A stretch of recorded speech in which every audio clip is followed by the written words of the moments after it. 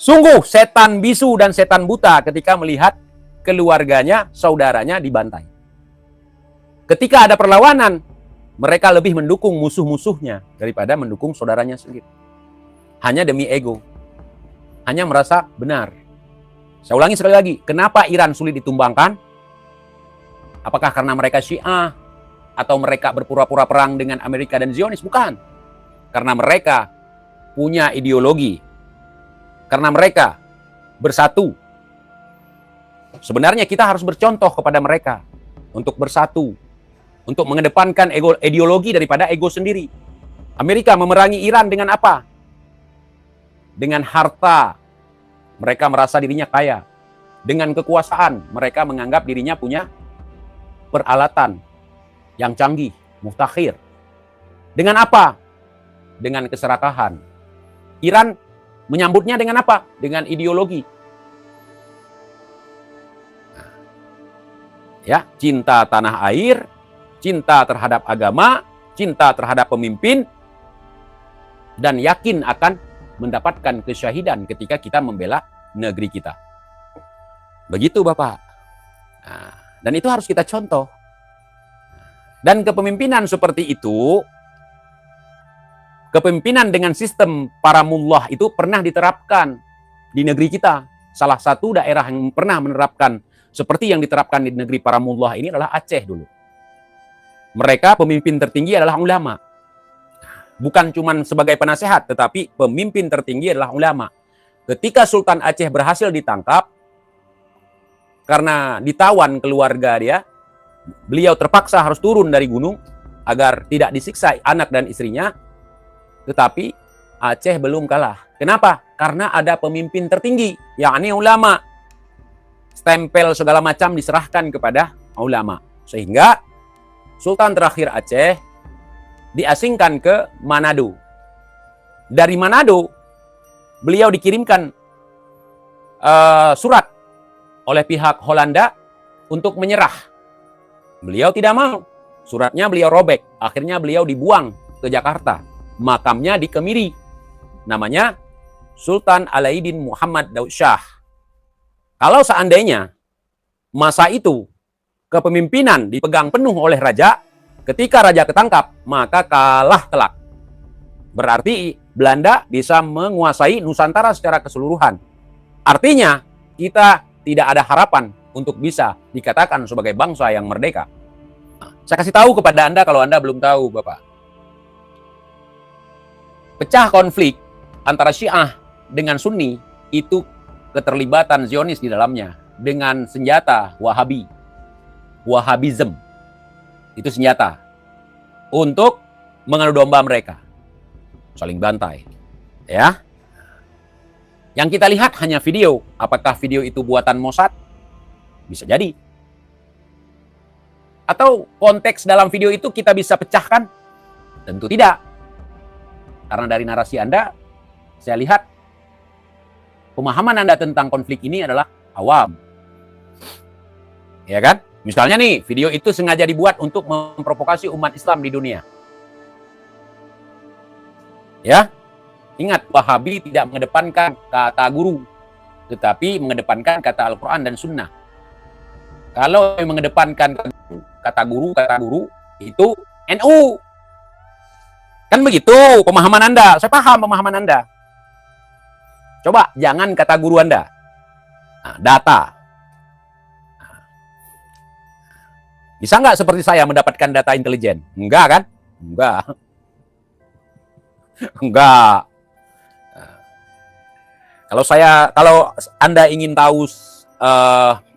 ingin tahu bagaimana pergolakan yang terjadi di masa lalu itu tentang pembantaian untuk kaum Sunni, silahkan telepon saya. Nomor saya kan ada. Silahkan telepon saya, nanti Anda rekam. Anda masukkan juga di video saya, di video Anda. Saya izin itu. Untuk konten Anda nggak apa-apa, izin saya. Karena dapat kita lihat bersama bahwa kemunculan orang-orang dari Mossad itu mengobok-ngobok peradaban yang ada di dunia. Peradaban yang ada di Iran, peradaban yang ada di Irak, peradaban yang ada di Suriah, peradaban yang ada di Libya. Anda tahu kan hasil daripada operasi intelijen mereka? Dilucuti. Bahkan sampai menghilangkan nyawa Presiden Iran, Saddam Hussein. Allahumma yarham. Melucuti. Sampai menghilangkan nyawa Presiden Libya, Muammar Gaddafi. Ya kan? Meruntuhkan rezim Bashar al-Assad yang ada di Suriah. Tujuannya apa? Untuk melemahkan kaum muslimin yang ada di seluruh dunia. Islam itu ibarat tubuh yang satu. Nggak ada kotak-kotak. Siapa yang mengkotak-kotakan mereka? Zionis. Dan musuh-musuh Islam. Harb. Iran nggak bisa mereka tumbangkan. Bahkan mereka sudah menetapkan sanksi untuk Iran bertahun-tahun, berpuluh tahun. Tapi sampai saat ini mereka belum berhasil. Kenapa? Karena rakyat, pemimpin, dan juga tokoh agamanya bersatu.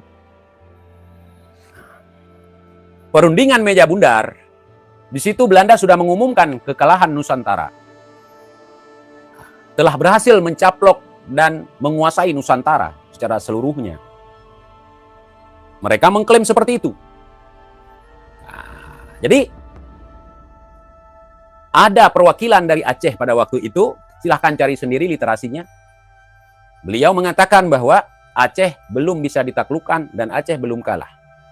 Karena Aceh belum kalah, karena Aceh belum berhasil ditaklukkan, maka kalian tidak bisa klaim bahwa bumi Nusantara ini adalah bagian daripada kerajaan Holanda. Itu sejarah. Dan dari hasil konferensi meja bundar itu diakui oleh negara Islam bahwa Indonesia ini bukan bagian daripada Belanda.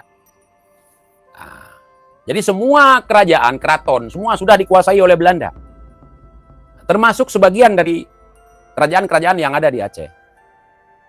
Terakhir ditaklukkan adalah kerajaan Yogyakarta, Ngayogyakarta, saudara. Dan Ngayogyakarta itu tidak termasuk dalam Republik Indonesia Serikat. Begitu juga Aceh, nggak termasuk dalam Republik Indonesia Serikat. Baca sejarah, Bapak. Nggak usah tinggi-tinggi kita ngomong. Ngomong sejarah negeri kita sedikit sebagai alat ukur. Alat ukur ketika kita lihat perpolitikan di negara luar. Kenapa bisa dikuasai dengan mudah tanah air kita? Karena mereka menggunakan propaganda. Seperti Anda. Propaganda. Tokohnya siapa? Mereka menggunakan Senok Hogronyo. Menggunakan Senok Hogronyo sebagai tipuan, sebagai kaki tangan. Kemudian Senok Hogronyo menarik orang-orang pribumi ataupun orang-orang yang datang ke bumi Nusantara ini untuk dijadikan sebagai teman, saudara.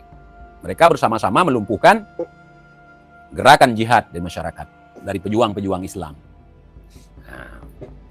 Iya. Kenapa Belanda kelihatan seperti sukses besar di Nusantara ini? Karena memang peran seorang ahli siasah propaganda, ya kan? Ahli siasah Divide et Impera, politik adu domba, sehingga mereka berhasil meluluhlantakkan Nusantara. Di Aceh cuma 65 tahun kependudukan Belanda, ditambah 3,5 tahun kependudukan Nippon atau Jepang. Kalau sekarang, dulu Nippon. Dan alhamdulillah kami bisa mempelajari sejarah dari veteran, dari orang-orang yang terlibat dalam sejarah tersebut. Baik mereka masih anak-anak waktu itu, baik mereka berterlibat langsung dalam pertempuran. Karena di era tahun 90 itu orang-orang itu masih hidup. Jadi orang-orang dulu itu nyawanya panjang gitu ya, umurnya panjang. Beda dengan sekarang. Nggak makan macam-macam di masa itu. Jadi narasumbernya jelas. Dan ada bukunya. Manuskripnya, bukunya sebagai pendukung. Kemudian prasastinya dalam bentuk batu nisan ada. Dituliskan di dalam batu nisan. Dituliskan oleh buku. Kemudian ada dari faktor eksternal. Dari pihak Belandanya sendiri. Ada sejarah memang yang dibelokkan di masa perang. Ada sejarah yang memang sesuai dengan apa yang terjadi di masa lampau, saudara. Jadi, leluhur kami menuliskan sejarah tidak hanya kebaikannya, tidak hanya kehebatannya. Kekalahannya hal-hal yang memalukan juga ditulis. Supaya apa? Generasinya bisa membaca. Agar tidak dobol, saudari. Enggak semua leluhur kami itu, oh hebat begini. Enggak. Ketidakhebatannya, sisi manusiawinya dituliskan. Apa penyakit pada leluhur kami waktu itu? Tidak enak. Tidak enak nih, tidak enak nih, tidak enak nih, tidak enak nih. Makanya kami sekarang nggak peduli tidak enak. Nggak enak nih kawan, nggak enak nih satu circle, nggak enak nih sama-sama nyerang Habib, nggak enak nih. Saya nggak mikir itu. Karena itu pernah dibahas dalam buku-buku peninggalan leluhur kami. Jangan kedepankan rasa tidak enak. Benar nggak benar yang kamu fokus. Begitu, saudara. Ya Bapak ya. Yang pertama, saya tidak ingin diam ketika ada perlawanan dalam hal ini adalah Iran sebagai negara Islam, ya. Kemudian saya tidak termakan dengan Divide et Impera buatan Israel, gitu. Sebagaimana mereka membuat video terjadi pembantaian anak-anak dan perempuan di Suriah, saya nggak terprovokasi dengan itu. Saya tahu persoalan yang terjadi di Suriah hanya karena mereka ingin mencaplok,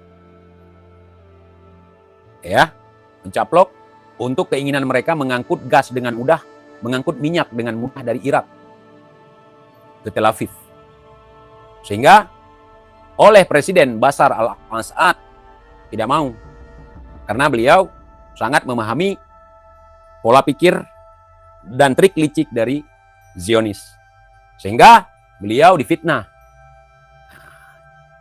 Beliau menjadi korban kontra intelijen. Menjadi korban propaganda intelijen, saudari. Dan menimbulkan kemarahan seluruh kaum muslimin yang berpikiran rendah. Bagaimana saya katakan berpikiran rendah? Mereka memusuhi saudara muslimnya hanya untuk memakan pancingan dari musuhnya. Itu. Ya, kenapa kita lemah di dunia sekarang? Karena kita tidak mau bersatu.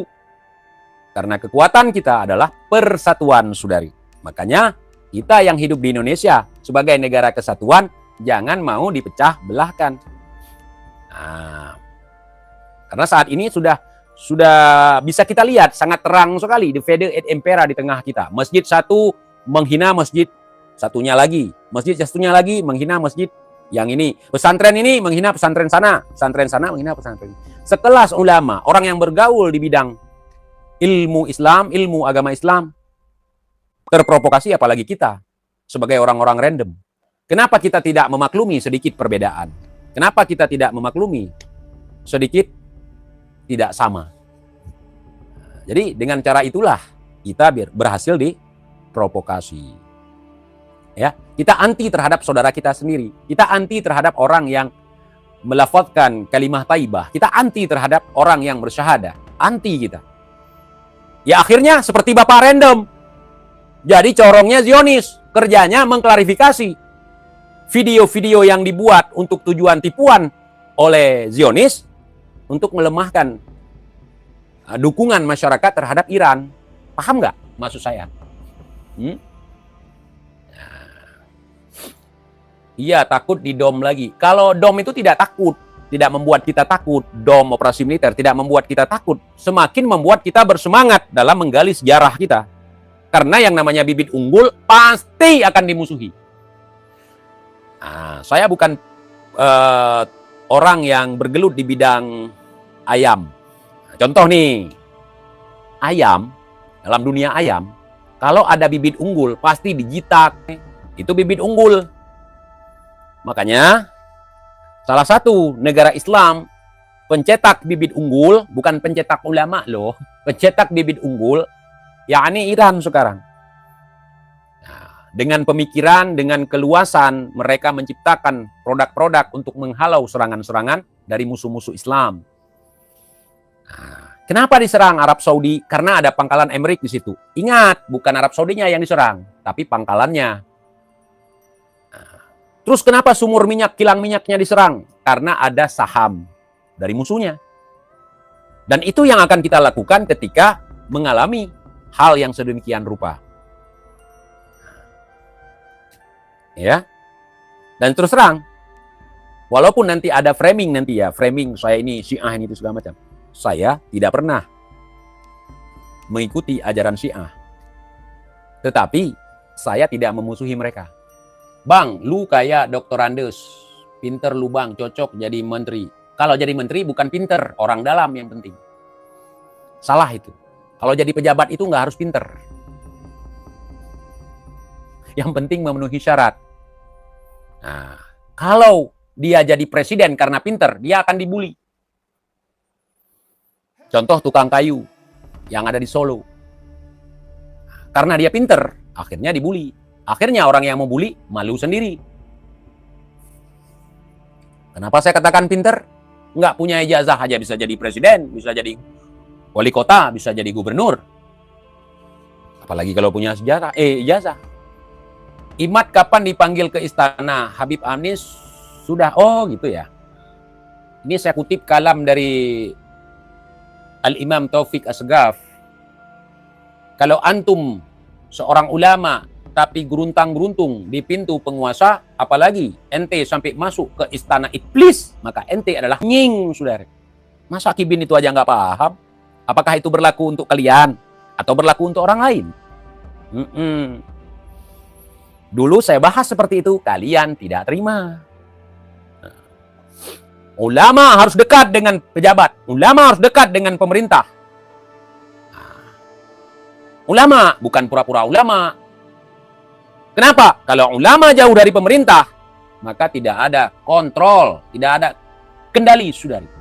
Diundang, mau tidak diundang, tapi jangan geruntang-geruntung. Kan pemerintahnya dolim katanya. Gimana sih kalian? Itu namanya jurus makan ekor sendiri. Betul nggak?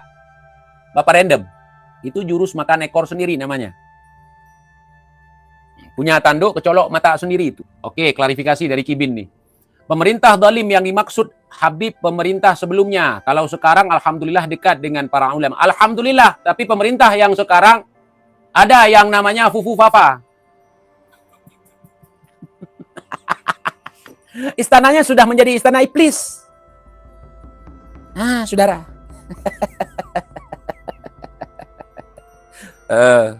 Istana sekarang kan ada Fufu Fafa di dalamnya. Berarti belum clear dong. Makzulkan dong. Setan Nyaho belum bongko. Itu hanya untuk mengelabui supaya Iran berhenti. Betul. Itu betul. Nah, karena yang diincar oleh Iran sekarang adalah setan Nyaho. Kalau setan Nyaho-nya terindikasi berada di Tel Aviv, maka Tel Aviv hancur. Yang diincar dua sama Iran. Donald Trump sama setan Nyaho. Ya, mungkin ke benua Amerika itu tidak nyampe rudal dari Iran. Intelijennya akan nyampe. Begitu Bapak Random. Kalau kita bahas konspirasi global, nggak akan kelar-kelar Pak Random. Dalam kita membahas konspirasi global, kita juga harus paham teknologi, Pak. Contoh nih pernyataan Bapak Random. Ini bukan kopi yang biasa diminum bapak-bapak di pos ronda. Beda. Ini steam coffee. Betul. Tapi bukan steam coffee ini, AI coffee. Itu bukan steam coffee, Bapak. Itu kopi yang ada di Cafe Grok. Kemudian disuguhkan oleh bartender Grok. Grok itu tahu dunia AI. Jadi kita cari di seluruh dunia, Cafe Grok itu nggak ada, Coffee Grok itu nggak ada. Kopi di mana sudah lember, diminum tapi nggak berkurang. Kopi di mana sudah lember, diminum tapi nggak jatuh. Soalnya cerita dalam kopi ini itu creamer. Creamer dari kopi, bukan foam. Beda Bapak. Kalau foam pakai gelas. Kalau creamer, dia keluar natural dari kopi. Itu pakai cangkir seperti ini Pak. Jadi kalau dunia kopi boleh Pak. Kalau Bapak nggak paham biar saya ajarin. Kopi murni diolah dengan cara penyajian espresso, ditambahkan foam, maka jadi ditambahkan susu kental manis atau creamer. Itu jadi apa? Jadi apa? Jadi kopi latte. Kalau kopi ini ditambahin dengan gula, kemudian foam, ya, itu jadi cappuccino, saudari. Ya, ditambah sedikit lagi, jadi americano. Dikit aja dicampur, dikit-dikit, namanya jadi beda-beda. Kalau ampasnya tidak disaring, jadi kopi tubrukan.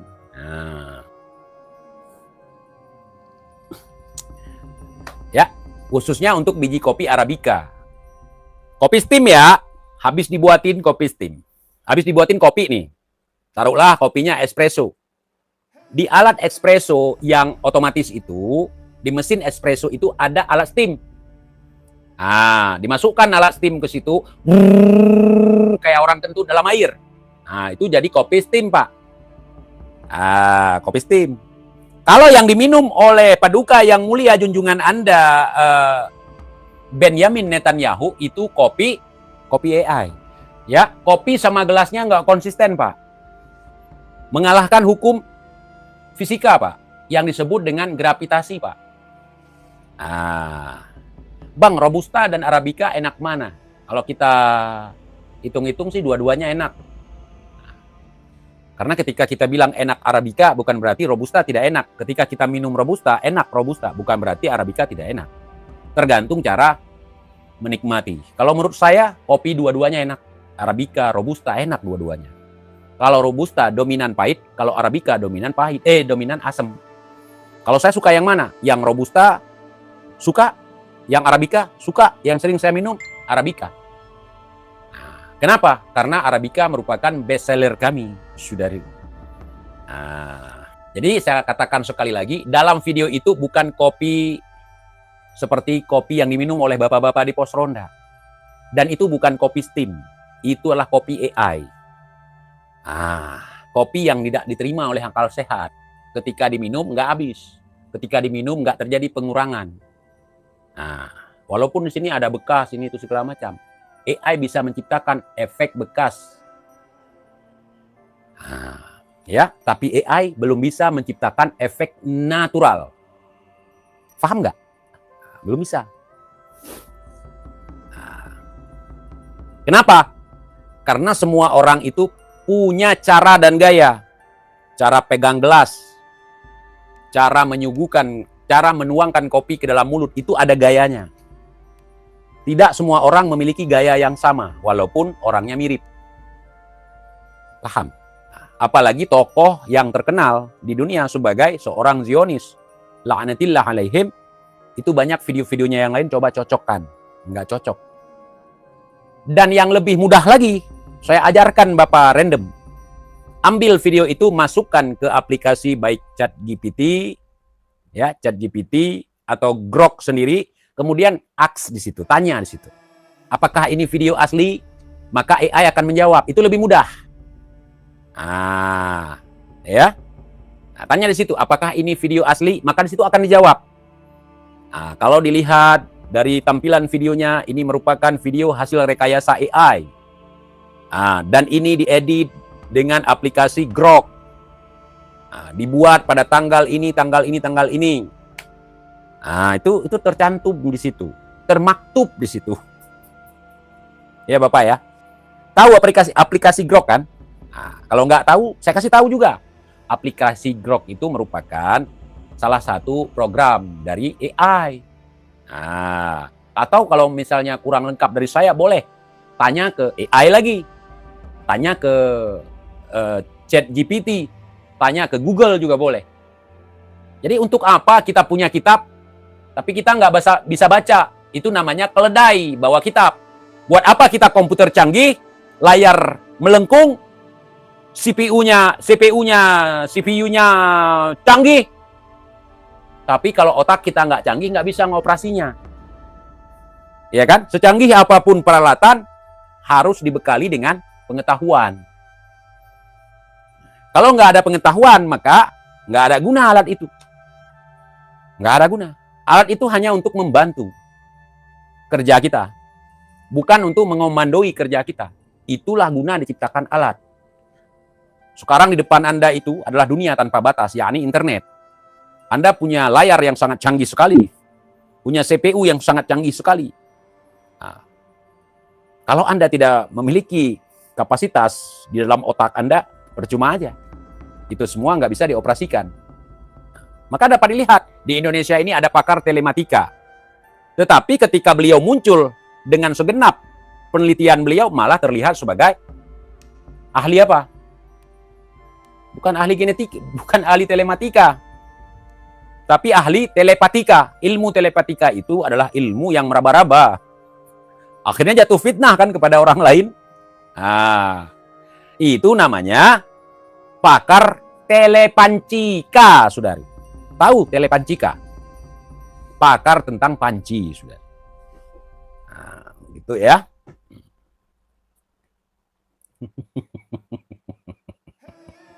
Sabar Bapak, sabar. Jangan marah, jangan tarik silat. Saya tidak bisa. Nah, di sini kita menggunakan silat lidah aja. Nah, jadi mau langit runtuh pun Anda klarifikasi itu tetap AI. Jadi kita sebagai warga Indonesia harus mampu bersaing dengan negara-negara luar. Seorang muslim itu harus cerdas. Bahkan pencipta aplikasi yang mengedit video itu sudah mengatakan kalau itu adalah video hasil dari editan AI. Anda malah sibuk klarifikasi. Kan lucu. Seharusnya yang perlu mengklarifikasinya ya Mossad. Jadi jatuhnya kalau salah klarifikasi, sesat. Makanya cocok Anda itu agen Mossad, mau sesat. Kalau bermain kata-kata cocoklogi atau bersilat lidah. Nah, tapi pos ronda jangan dilawan, nanti rungkat. Nggak percaya, tandai itu. Ya, tandai itu, kalau nggak percaya. Jangan sepelekan pos ronda. Jangan sepelekan pos ronda. Tetapi kalau Anda bisa mengeluarkan statement yang bisa mengalahkan narasi dari pos ronda, itu boleh, sah-sah aja, nggak apa-apa. Ya. Oh, Anda mau framing kalau pos ronda itu ternyata Syiah, nggak apa-apa. Ya, kenapa Anda dihujat? Karena Anda membahas sesuatu yang Anda tidak kuasai. Untuk masalah ijazah Jokowi yang katanya palsu, silahkan buktikan kepalsuan itu. Siapa yang menuduh dia harus membuktikan. Siapa yang memfitnah dia harus membuktikan bahwa itu bukan fitnah. Contoh seperti Kiai Imad. Kiai Imad mengatakan bahwa Habib Ba'lawi ini bukan zuriyah Nabi. Beliau buktikan. Beliau buktikan. Sehingga yang punya nasab nggak berkutik, saudari. Bantahan dari mereka sangat tidak ilmiah. Husnudzon dan Syuhra wal Istifadah di abad 9. Rismon blunder, bukan blunder, keder. Sudah ke Solo minta maaf. Teman-temannya nuduh dia sudah nerima uang. Begitulah kita kalau bergaul dengan pergaulan yang tidak benar. Dengan orang-orang yang tidak benar. Akhirnya teman sendiri pun ikut difitnah. Rismon permasalahannya bukan karena dia menemukan sesuatu yang ganjil, bukan. Bukan karena dia dibayar oleh Pak Jokowi, bukan. Tapi karena dia takut di penjara. Selesai. Nah, kalau nggak percaya tanya aja sama dia. Nah, kenapa dia mau minta maaf ke Solo? Mau restoratif justice, mau islah. Takut di penjara. Takut lebaran ini nggak bisa bersama keluarga. Jadi kalau masih takut, jangan jadi pejuang. Kalau mau jadi pejuang, pilih jalan yang benar. Kebencian berawal dari cinta yang tidak sampai. Bukan. Kebencian itu berawal dari hati. Ketika tidak bisa menerima perbedaan.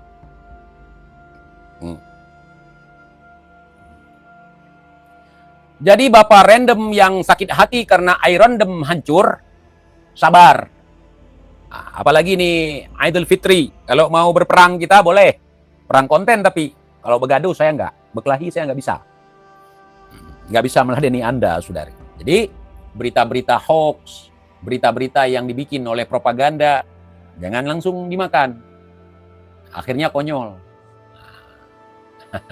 Iya Pak. Nah, kita balas narasi aja. Gitu. Anda, pola pikir Anda mau bela Zionis, akui aja. Nah, kita harus jujur gitu. Tujuan apa sih?